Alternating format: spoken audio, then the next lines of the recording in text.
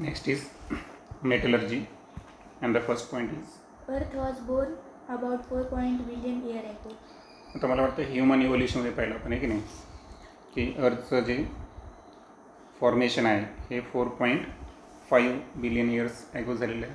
Various formative processes have been taking place in the core of the earth and its surroundings since its creation till today. आता आज जशी पृथ्वी आहे तशी त्या काळात होती का? नाही. तर सुरुवातीला आपण जर पाहिलं तर वायुरूप अवस्था आहे की नाही, गॅसियस एक तप्त वायू आहे की नाही, एक हॉट गॅसेस असं अर्थचं स्ट्रक्चर होतं. आणि त्यानंतर बऱ्याचशा फॉर्मेटिव्ह प्रोसेस होत गेल्या आणि हे सर्व प्रोसेस कुठे झाल्या? अर्थच्या कोअरमध्ये आहे की नाही, ज्याला आपण पृथ्वीचा गर्भ म्हणून सेंटर. तर पृथ्वीच्या आतल्या जे लेयर्स आहेत आणि त्यानंतर त्याच्या सभोवताली कसं त्याने सराउंडिंग क्रिएट झालं, जे की आज आपण पृथ्वीचं पूर्ण हे स्ट्रक्चर बघतो. These have resulted in the formation of various ores. ores, liquid and gases. आता धातू जे अशुद्ध स्वरूपामध्ये असतात त्यांना काय म्हणायचं? ओर्स म्हणायचं. तर हे होत असताना त्याचा परिणाम जो चेंजेस होत गेले फॉर्मेटिव्ह प्रोसेस, तर त्यामध्ये अनेक प्रकारची ओर्स, लिक्विड्स आणि गॅसेस यांचं फॉर्मेशन होत गेलं. The substances around us are in the form of some or the other elements or their compounds.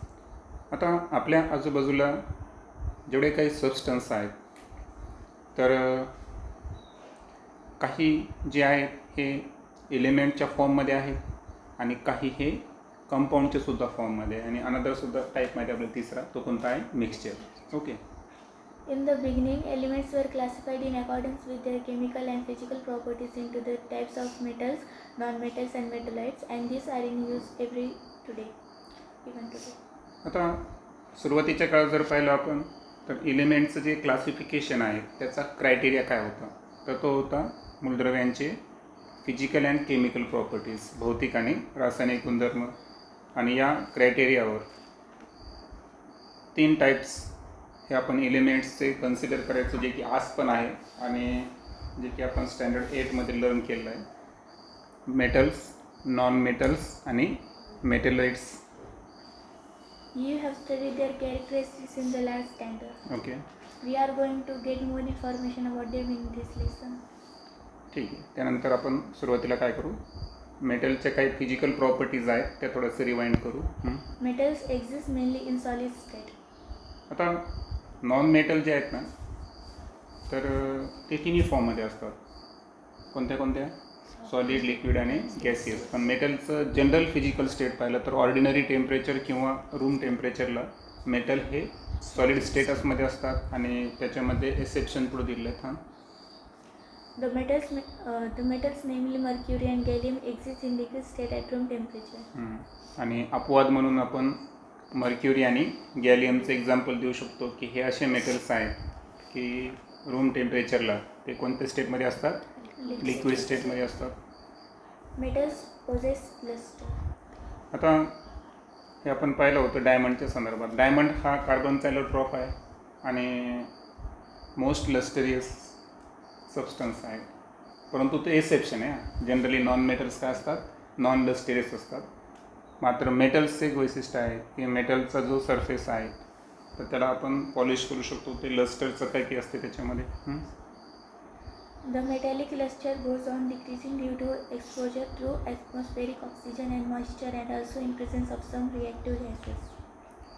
आता हे तर आपण पाहिलं की जनरली लस्टर हा मेटलचा गुणधर्म आहे.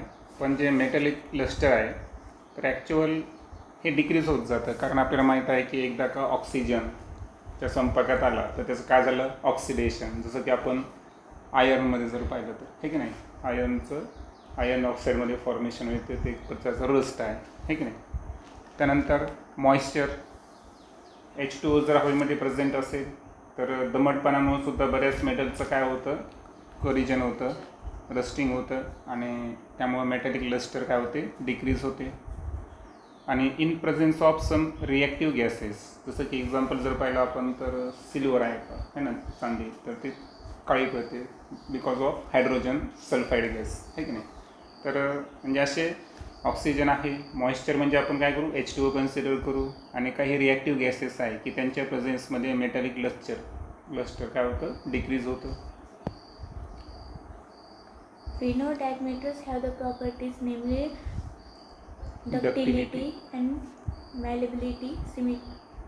आता गोल्ड, सिल्वर सारखे असे बरेच मेटल आहेत की ज्यांचे आपण तार तयार करू शकतो. त्यानंतर त्यांना हॅमरिंग करून त्याचा पातळ पत्रा तयार करू शकतो. तर तार तयार करता येणे, पत्रा तयार करता येणे या गुणधर्माला आपण काय म्हणतो, डक्टिलिटी अँड मॅलेबिलिटी. तर हे मेटलचा गुणधर्म आहे. Similarly, all metals are good conductors of heat and electricity. आणि जनरली मेटलचा गुणधर्म जर पाहिला आपण, काही एक्सेप्शन सोडून काही आहेत एक्सेप्ट, तर जनरली मेटल्स हे good conductor of heat and electricity. त्यातही कॉपर, सिल्वर हे थोडेसे बेस्ट कंडक्टर्स आहेत. Generally, all metals are hard. Hardness हा मेटलचा काय आहे, गुणधर्म आहे. परंतु नॅचरली हार्डेस्ट सबस्टन्स हा नॉन मेटल आहे. तो कोण आहे, कार्बनचा लेटर ऑफ डायमंड. परंतु ते एक्सेप्शन झालं आहे की नाही, पण जनरली मेटल्स हे हार्ड असतात. However, the alkali metals from group 1 such as lithium, sodium and potassium are exceptions.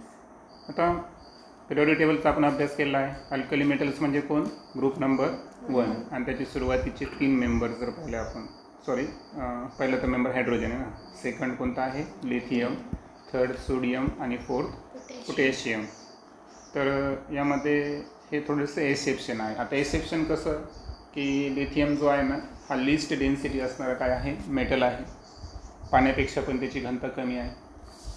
त्यानंतर सोडियम आणि पोटॅशियम हे असे मेटल्स आहेत की ज्यांना आपण चाकूनेसुद्धा कट करू शकतो, इतके ते सॉफ्ट आहे, म्हणजे त्याच्यामुळे त्याला एक्सेप्शन मानलेलं आहे. These metals can be cut with knife as they are very soft. Metals have high melting and boiling point for it. आता जनरली मेटलचा मेल्टिंग आणि बॉइलिंग पॉईंट जर पाहिला आपण, तर हा कसा असतो, हाय असतो.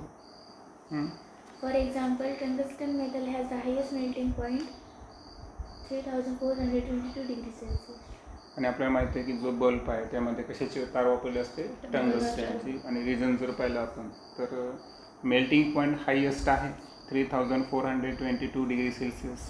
आणि दॅट्स वाय त्याला जर आपण इलेक्ट्रिसिटी सप्लाय केली तर तो लाईट काय करू शकतो, इमिट करू शकतो, है ना.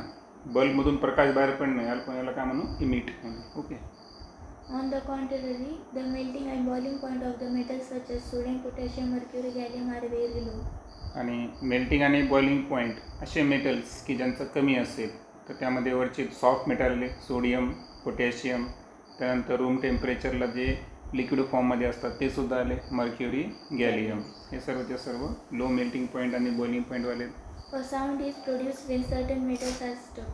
दिस इज कॉल्ड ॲज Sonority. आता धातू आहेत की ज्यांना आपण स्ट्राईक केलं तर ते काय प्रोड्यूस करतात, साऊंड प्रोड्यूस करतात. या गुणधर्माला आपण सोनोरस किंवा सोनोरिटी म्हणतो. आणि मेटलचं ते वैशिष्ट्य आहे.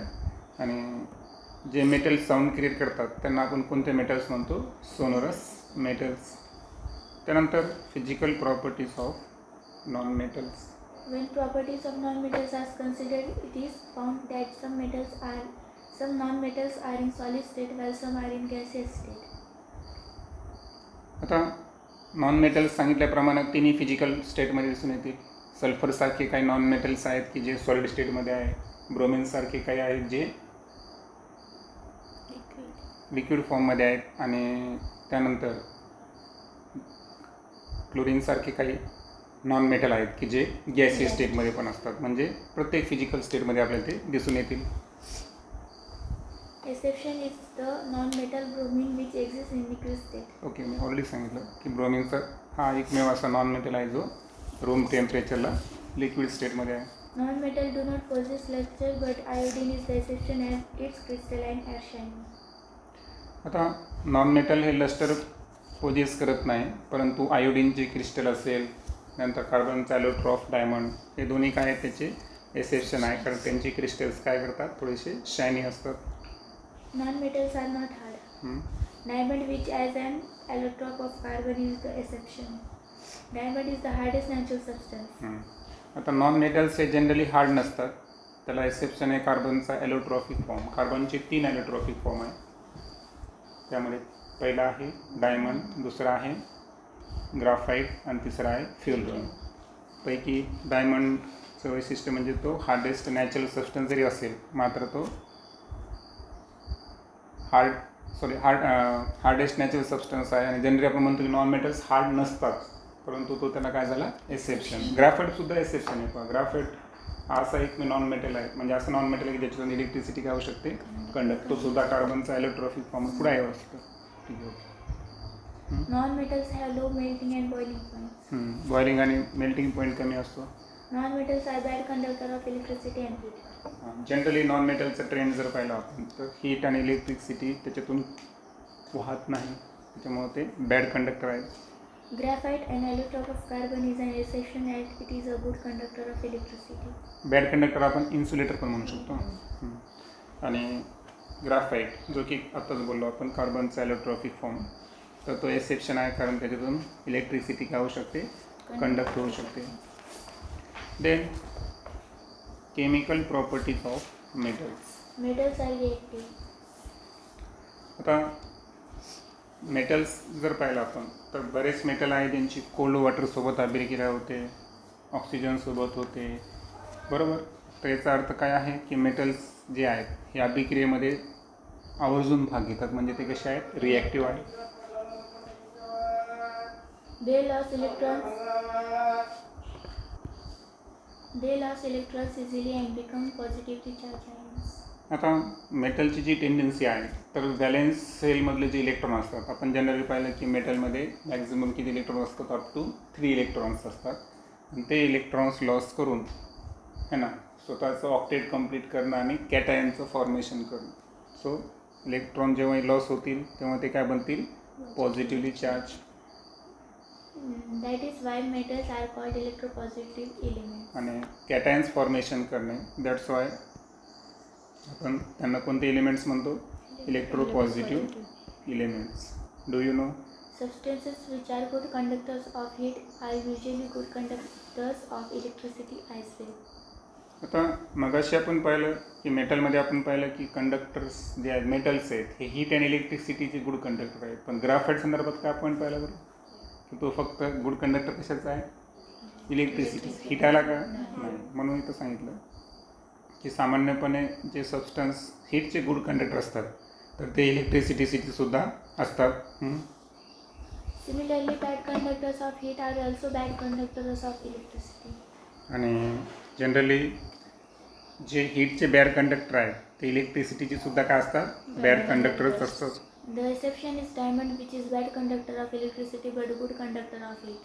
परंतु इथं पण एक्सेप्शन कोण आहे डायमंडच आहे. डायमंडचं वैशिष्ट्य म्हणजे तो त्याच्यामधून इलेक्ट्रिसिटी वाहत नाही, मात्र त्यामधून हीट कंडक्ट होऊ शकते. त्यानंतर रिॲक्शन ऑफ मेटल्स, त्यामध्ये पहिला टॉपिक आहे reaction of metals with oxygen. Metals combine with oxygen on heating in air and metals oxides are formed. आता सुरुवातीलाच आपण बोललो होतो की जनरली मेटल जे आहेत त्यांची ऑक्सिजनसोबत रिॲक्शन होत असते. तर मेटल जेव्हाही ऑक्सिजनसोबत कंबाईन होतील हीट दिल्यानंतर तर एअरमध्ये ते ऑक्सिजनसोबत काय होणार कंबाईन होणार, जो की ऑलरेडी किती पर्सेंट अवेलेबल आहे ऑक्सिजन 21%. Sodium आणि तयार काय होतील मेटलचे oxides. Sodium and potassium are very reactive metals. आता पुढे आपण एक रिॲक्टिव्हिटी ऑर्डर शिकणार आहे पहा. म्हणजे जरी आपण म्हणलो की मेटल्स हे काय असतील रिॲक्टिव्ह असतील, पण त्याच्यासुद्धा ट्रेंड आहे, म्हणजे व्हेरी रिॲक्टिव्ह, त्यानंतर मॉडरेट रिॲक्टिव्ह आणि लो रिॲक्टिव्ह. तर व्हेरी रिॲक्टिव्हमध्ये मेटल्समध्ये आपले सॉफ्ट मेटल्स येतील सोडियम आणि potassium. Sodium metals combine with oxygen in the air even at room temperature and form sodium oxide. तर रिॲक्शन पाहू आपण. पहा सोडियम मेटल आहे, फिजिकल स्टेट कोणती दाखवली आहे सॉलिड. ऑक्सिजनसोबत जेव्हा एक कंबाईन होतो रूम टेम्परेचरला, म्हणजे कॅटलिस्टवर काय हीट वगैरे लायची गरज आहे का नाही, तर अशा वेळेस सोडियम ऑक्साईडचं फॉर्मेशन होतं. आता ऑक्सिजन जे आहे सिंगल ऑक्सिजनची व्हॅलेन्सी किती असते 2- आणि सिंगल सोडियमची +1, बरोबर ना. म्हणून सोडियम किती लागले इथं फॉर्म्युलेसाठी 2. सेम रिॲक्शन पोटॅशियमची सुद्धा असेल. हीच रिॲक्शन जर आपण पोटॅशियम संदर्भात लिहायची असेल तर 4K + O2 implies 2K2O. Okay. On exposed to air, sodium readily catches fire.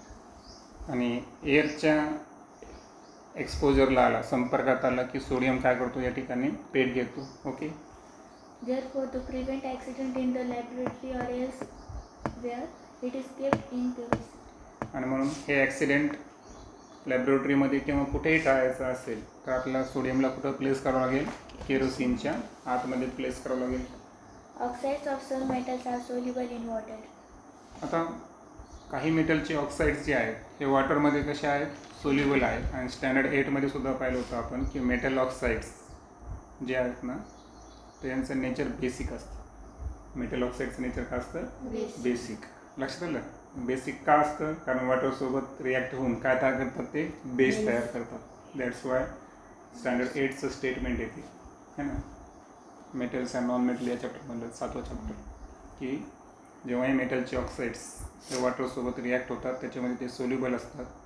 त्यांचं नेचर कोणतं आहे? बेसिक. आणि वॉटरसोबत काय फॉर्म करतात? ते बेस तयार करतात, अर्थ अल्कली तयार करतात. बेस हा लिक्विड फॉर्ममध्ये असेल, पाणी असेल तर आपण काय म्हणतो? ॲक्युएस. सो लक्षात ठेवायचं metal oxide Wien ever react with water they form alkali. जसं की तर सोडियम ऑक्साईडनं वॉटरसोबत सोडियम हायड्रॉक्साईड तयार केला. पोटॅशियम ऑक्साईड राहिलं असतं तर वॉटरसोबत काय तयार केलं असतं? Potassium hydroxide. We know that magnesium oxide is formed on burning magnesium ribbon in the air. आता मॅग्नेशियम हा थेट ऑक्सिजनसोबत बर्न होत नाही, त्याची रिॲक्टिव्हिटी थोडीशी कमी आहे. दॅट्स वाय त्याला काय प्रोव्हाइड करावं लागतं? बर्न म्हणजे हीट प्रोव्हाइड करावं लागली. मग मॅग्नेशियमची फीज जर आपण हवेत जाळली तर त्यापासून कशाचं फॉर्मेशन होईल? Magnesium oxide. मॅग्नेशियम ऑक्साईड हा काय आहे? Metal oxide. नेचर कोणता आहे? बेसिक. त्यामुळे वॉटरसोबत रिॲक्ट होऊन काय तयार करेल? तो अल्कली तयार करेल. पुढे दिलं आहे Magnesium oxide react with water to form an alkali called magnesium hydroxide. दोन्ही रिॲक्शन बघा. अगोदर मॅग्नेशियम सॉलिड स्टेट म्हणजे कोणीही मॅग्नेशियम रिबन त्याला ऑक्सिजनच्या प्रेझेन्समध्ये आपण बर्न केलं, बरोबर आहे का? वाटल्यास तुम्ही इथं काय करू शकता? ॲरोच्या वर काय करणार तुम्ही? डेल्टा, कारण हीट प्रोव्हाइड केल्या गेली, राईट ना. तर तयार झाला magnesium oxide. Further magnesium oxide वॉटरसोबत रिॲक्ट झाला की त्यानं जी अल्कली तयार केली ती आहे मॅग्नेशियम हायड्रॉक्साईड. तर Mgची व्हॅलेन्सी किती आहे? 2+. आणि हायड्रॉक्साईड आयन किती असतं? 1-. त्याच्यामुळं OH किती लागले या ठिकाणी? 2 लागले. त्यानंतर आपण नेक्स्ट पेजवर डायरेक्ट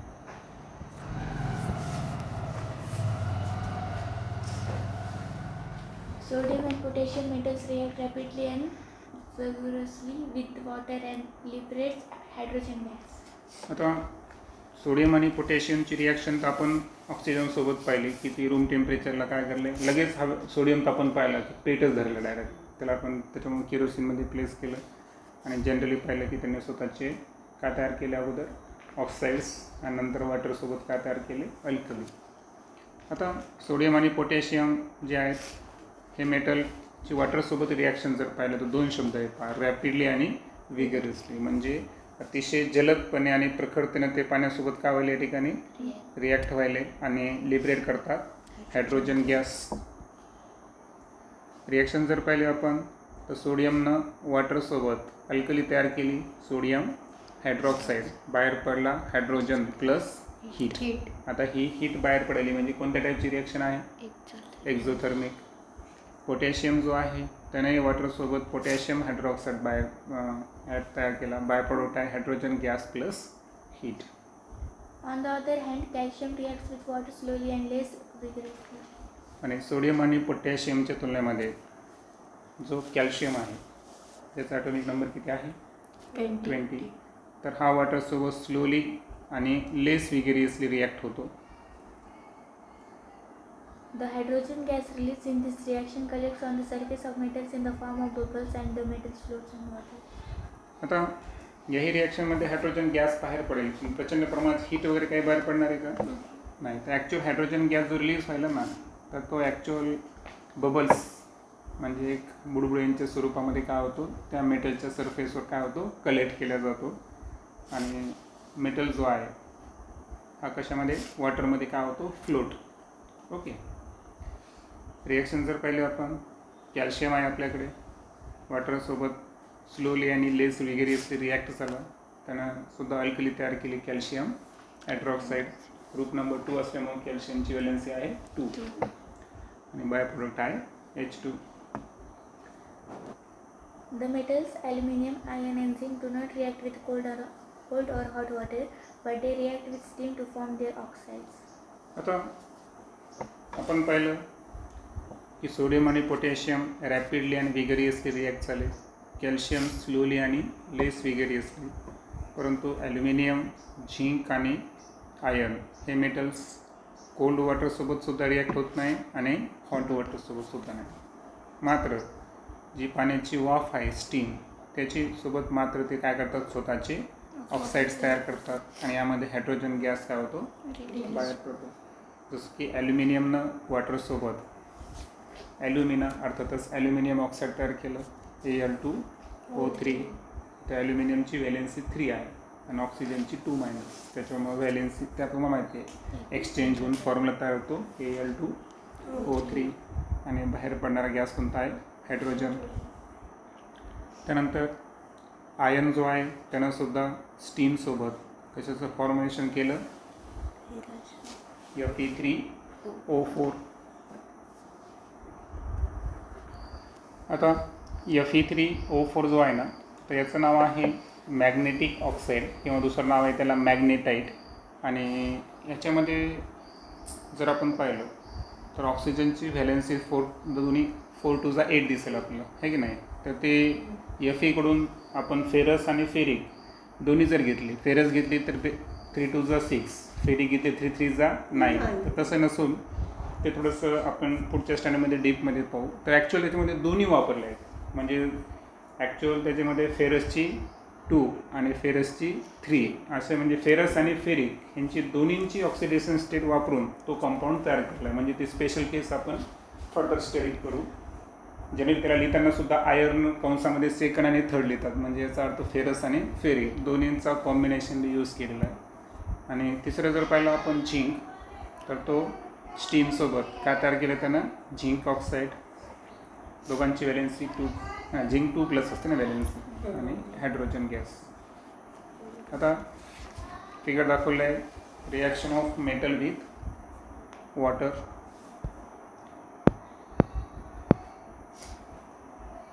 तर या एक्सपेरिमेंटमध्ये मेटलचा सॅम्पल घेतलेला आहे की नाही, ग्लासून सोक इन वॉटर घेतलेला आहे. तर बर्नरनं त्याला जेव्हा आपण काय केलं, हीट दिली, तर रिलीज काय झाला, हायड्रोजन गॅस, आणि वॉटर्समध्ये त्याचे बबल्स तयार झाले. त्यानंतर पाहू reaction of metal with oxygen. In the earlier chapter, we have looked into reaction of metals with acids. आता या अगोदरच्या चॅप्टरमध्ये आपण मेटलचे ॲसिडसोबत रिॲक्शन स्टडी केलेलं आहे. Are all the metals equally reactive? मग सर्वच मेटल हे ॲसिडसोबत इक्वली रिॲक्टिव्ह असतात का? तर आन्सर आहे नाही. When samples of aluminum, magnesium, iron or zinc are treated with dilute sulfuric or hydrochloric acid, sulfate or chloride, salts of metals are formed. आता जेव्हाही ॲल्युमिनियम, मॅग्नेशियम, आयर्न किंवा zinc यासारखे मेटल्सचे reaction आपण डायल्यूट सल्फ्युरिक ॲसिड किंवा dilute hydrochloric acid सोबत करू, तेव्हा मेटलचे काय तयार होतात, सल्फेट सॉल्ट किंवा क्लोराईड सॉल्ट. आता एक लक्षात घ्या, जेव्हा हे रिॲक्शन सल्फ्युरिक ॲसिडसोबत होईल तर अशा वेळेस कोणते सॉल्ट तयार होतील, सल्फेट सॉल्ट तयार होतील मेटलचे. आणि जर रिॲक्शन कोणासोबत असेल, हायड्रोक्लोरिक ॲसिडसोबत असेल, तर अशा वेळेस तयार होणारे सॉल्ट हे कोणते असतील, क्लोराईड सॉल्ट असतील मेटलचे. Hydrogen gas is the liberate in this reaction. आणि या रिॲक्शनमध्ये जर पाहिलं आपण तर कोणता गॅस बाहेर पडेल, हायड्रोजन गॅस बाहेर पडेल. हा एक रिॲक्शन्स घेऊन टाकू आपण. तर सपोज आपण काय करू, मेटल कोणता घेऊ, ॲल्युमिनियम. आणि ॲसिड कोणता घेऊ, डायल्यूट सल्फ्युरिक ॲसिड, कारण आपल्याला हायड्रोक्लोरिक ॲसिडचे रिॲक्शन दिलेलं आहे, काही अडचण नाही. आपण एक रिॲक्शन ती घेऊ. तर ॲल्युमिनियम घेतलं आपण प्लस कोण आहे H2SO4. हा कोणत्या फॉर्ममधला आहे, डायल्यूट रिॲक्शनमध्ये आपण लिहू शकतो इथं, बरोबर, डायल्यूट. आता याच्यामध्ये त्याने सांगितलं की कोणत्या गॅसचं फॉर्मेशन होतं, हायड्रोजन गॅसचं. आता ॲल्युमिनियमची व्हॅलेन्सी किती आहे बरं, 3, आणि सल्फेट आयनची किती असते, 2-. लक्षात घ्या, ॲल्युमिनियमची जी व्हॅलेन्सी आहे ना, समजा आपण 3+ घेतो म्हणजे याची व्हॅलेन्सी 3 आली ना, आणि सल्फेट आयन हे जनरली काय असतात 2-, म्हणजे त्यांची व्हॅलेन्सी किंवा ऑक्सिडेशन स्टेट किती आहे, 2. तर याचा अर्थ काय झालं, व्हॅलेन्सी एक्सचेंज केली आपण तर फॉर्म्युला काय ठरवलं आपल्याकडे, Al2SO4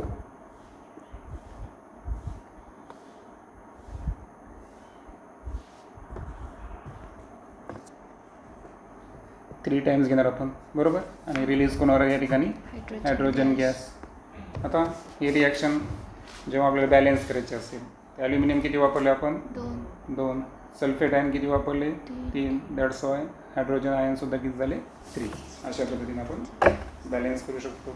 आता ही रिॲक्शन कोणाची झाली, ॲल्युमिनियम सल्फेट, म्हणजे सल्फेट ऑफ, आता याला आपण काय म्हणू शकतो माहिती आहे का, याला आपण म्हणू शकतो सल्फेट सॉल्ट ऑफ ॲल्युमिनियम. लक्षात आलं, त्याचं नाव तर माहिती आहे आपल्याला, ॲल्युमिनियम सल्फेट, परंतु याला म्हणताना काय म्हणणार आपण, sulphate salt of aluminium metal. लक्षात आलं, म्हणून तिचा शब्द वापरला आहे की सल्फेट सॉल्ट ऑफ मेटल. आलं लक्षात, मग जो मेटल असेल तो आहे ना, मॅग्नेशियम असेल, मॅग्नेशियम. ओके, तर उद्या काय करा तुम्ही माहिती आहे का, हे उरले जे 3 एलिमेंट्स आहेत त्यांचीसुद्धा काय करा, अशी रिॲक्शन तयार करून आणा, ठीक आहे. आता वरती आपण पॉईंट पाहिला की हायड्रोक्लोरिक ॲसिडसोबत काय तयार होतो, क्लोराईड सॉल्ट ऑफ मेटल्स तयार होतं. तर यामध्ये मॅग्नेशियम हायड्रोक्लोरिक ॲसिडसोबत काय तयार करतो, मॅग्नेशियम क्लोराईड. बाय प्रोडक्ट कोण लिमिटेड झाला, हायड्रोजन गॅस. ॲल्युमिनियम हायड्रोक्लोरिक ॲसिडसोबत ॲल्युमिनियम क्लोराईड तयार करतो प्लस हायड्रोजन गॅस. आयर्न जो आहे फेरस, हायड्रोक्लोरिकसोबत फेरस क्लोराईड. हां, कारण इथं व्हॅलेन्सी किती आहे, 2+, हायड्रोजन गॅस रिलीज झालं. आणि झिंकनं हायड्रोक्लोरिक ॲसिडसोबत झिंक क्लोराईडचं फॉर्मेशन केलं, बाय प्रोडक्ट आहे H2. त्यानंतर आहे reaction of metals with nitric acid. Nitrate salts of metals are formed on reaction of metals with nitric acid. आता जेव्हा ही मेटलची रिॲक्शन ही नायट्रिक ॲसिड अर्थातच HNO3 सोबत होईल, तेव्हा जे सॉल्ट तयार होतील त्यांना काय म्हणू आपण, nitrate salt of metals. Various oxides of nitrogen are also formed in accordance with the concentration of nitric acid. आता तसं पाहिलं तर ऑक्साईड्स ऑफ नायट्रोजन ही 5 टाईपचे असतात, परंतु या रिॲक्शनमध्ये जर पाहिलं आपण तर एकूण किती टाईपचे तयार होतात, 3 टाईपचे नायट्रोजनचे ऑक्साईड तयार होतात. पहिला आहे डायनायट्रोजन ऑक्साईड, दुसरा आहे नायट्रोजन मोनॉक्साईड, आणि तिसरा आहे नायट्रोजन डायऑक्साईड. आता हे कशावर डिपेंड आहे की नायट्रिक ॲसिडचं कॉन्सन्ट्रेशन आपण कसं घेतो याच्यावर प्रोडक्ट डिपेंड आहे. आणि अकॉर्डन्स विथ द कॉन्सन्ट्रेशन, म्हणजे बरोबर कॉन्सन्ट्रेशन किती घेतो आणि मेटल कोणतं आहे. जसं की आता फॉर एक्झाम्पल आपण कॉपर घेतलं, कॉपरच्या 2 रिॲक्शन दिले तुम्हाला, पहिल्यांदा कॉन्सन्ट्रेटेड नायट्रिक ॲसिड आणि सेकंड टाईमला dilute nitric acid. Concentrated nitric ॲसिडची रिॲक्शन जर कॉपरसोबत झाली तर काय तयार होतो, कॉपर नायट्रेट CuNO3 2 टाइम्स, कारण नायट्रेट आयनची व्हॅलेन्सी असते 1- किती असते, आणि एक त्या कॉपरची किती आहे 2. व्हॅलेन्सी एक्सचेंजमुळे फॉर्म्युला काय झाला, CuNO3 ट्वाईस. बाहेर पडला nitrogen dioxide along with water. आणि त्याच कॉपरची रिॲक्शन जर तुम्ही डायल्यूट HNO3 सोबत केली तर कोइफिशियंट बदलले आणि प्रोडक्ट पण बदलले, बरोबर. तर पहिला प्रोडक्ट सेम आहे, पहिला आणि तिसरा, कॉपर नायट्रेट आणि वॉटर. पण नायट्रोजन डायऑक्साईडच्या ऐवजी कोणाला नायट्रोजन म्हणजे ऑक्साईड ऑफ नायट्रोजन जो आहे तो बदलला. ओके, त्यानंतर ॲक्विरेजिया काय आहे ते आपण पाहू. Aquaregia is a highly corrosive and fuming liquid.